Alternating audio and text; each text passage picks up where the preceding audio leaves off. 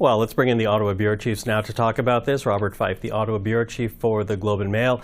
Tonda MacCharles, Ottawa Bureau Chief for the Toronto Star. Joël-Denis Bellavance, the Ottawa Bureau Chief for La Presse. Hello, hello, hello. Hey there. Hi, Michael. So listen, I want to start with almost a broad stroke here, because we heard now Prime Minister Carney say that this was a smaller cabinet, an action-oriented cabinet. It would deliver protection for jobs, more money for Canadians' pockets by spending less than, of course, addressing the carbon tax. Has he basically just pulled the platform out of a conservative platform out from Pierre Poilievre? Well, he has in a lot of areas. You know, he says he wants to build more pipelines. He says he wants to tear down provincial trade barriers, get rid of the consumer levy, get rid of the capital gains tax, increase defense spending, have a greater role in the Arctic. All of these things were policies, very similar policies that Pierre Poilievre had run on. But I think the other issue that's been effective for them is to try to show to the Canadian public that they are responsible in dealing with President Trump. I thought it was remarkable today how he went out of his way to say, I respect the president. We have a lot in common. I'm a business person. I was involved in real estate. I met him at the G20 when I was the Bank of England governor. I think, you know, I understand why he's concerned about American jobs and fentanyl. I am too. Let's figure out if we can have an avenue. That is something that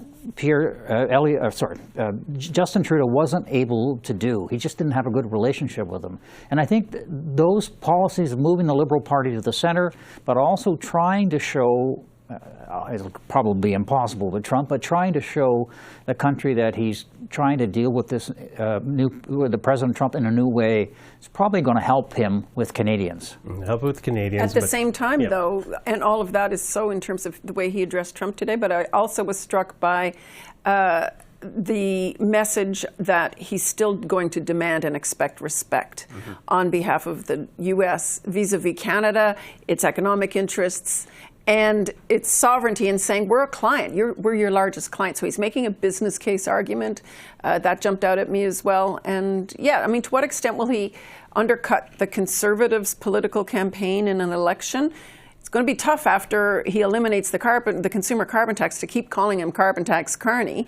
But I'm also interested in, and I think, Joel, didn't you find it interesting, like, will he be able to maintain the Liberals' kind of surge in Quebec right now? Because already we've heard some of the leaders come out and say, you know, we're progressive on the environment, and Canadian culture is not Quebec culture. And not having a title, official languages, says something, right? So I thought there's a lot of interesting domestic signals there, too. Yeah, Joel? Well, in Quebec right now, like in the rest of Canada, we've tuned into the threat that Mr. Trump is representing. And so the ballot box question has changed already. And in terms of Mr. Carney's French, I think Quebecers are ready to give him a pass because his French is not as efficient or as fluent as Pierre Poilievre, but they're looking for a reassuring figure at the helm of the federal government. And that's what Mr. Carney is trying to project.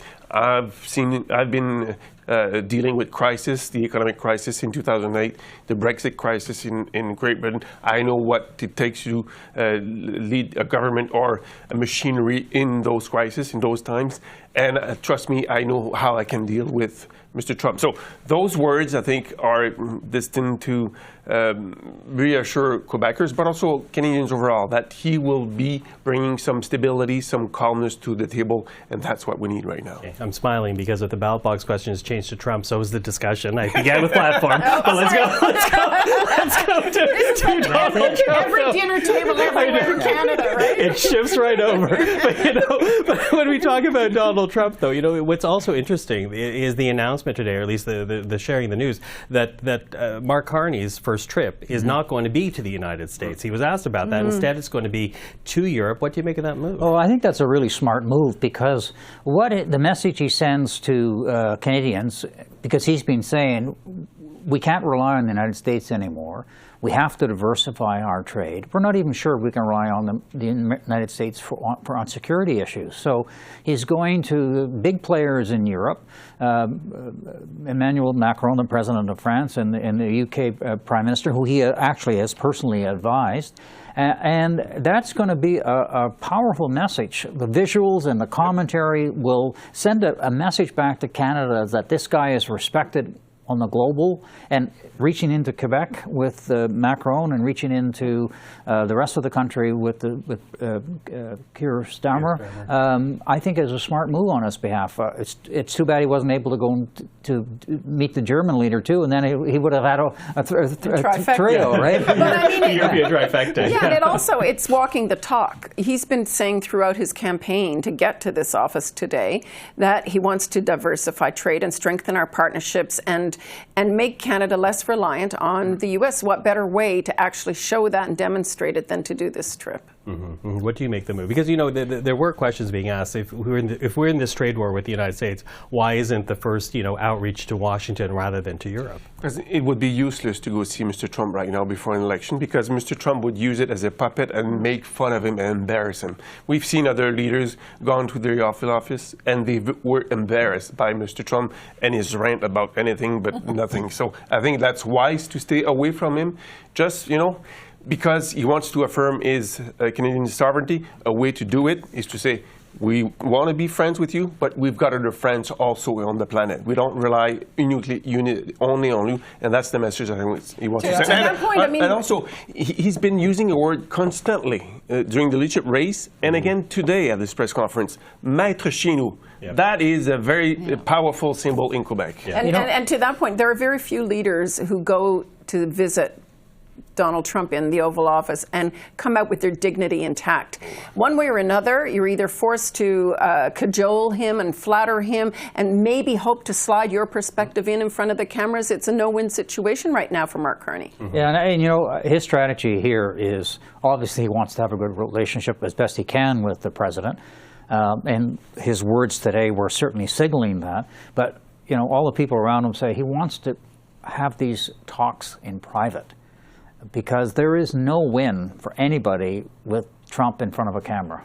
Yeah, fair enough. Listen, before we're done, we should also talk about the cabinet choices, though. And we're expecting a writ to be dropped within a week's time, so how long it stays as a cabinet is another issue. But when you look at it on the surface, you have François-Philippe Champagne going to finance, Dominic LeBlanc, international trade, Christopher Freeland now transport, Anita Anand, industry. No place was made for Karina Gould, Mark Miller, nor for Mark Holland. I think each one of those choices has an interesting story. Which one stands out for you, Bob?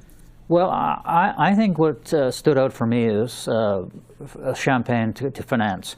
The business community in this country had been very disillusioned with the Trudeau government, including Christopher Freeland as finance minister, imposing bank taxes, imposing a capital gains tax, which is a tax on entrepreneurs who risk their money.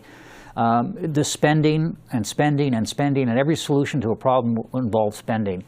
Champagne is a blue liberal. He's a Chrétien liberal. And that is a message, and he's well liked on Bay Street. Bank presidents all love this guy because he understands the economy, he understands business, he's a former businessman himself. And it's sending a very significant message to the business community that the old liberals are back. And the problem the Conservatives have is, who's their finance minister? Great point. Pierre Poilievre. Right. Pierre Poilievre spent a lifetime in, as Mr. Carney says, this is a guy who's never worked in business. He spent all his life in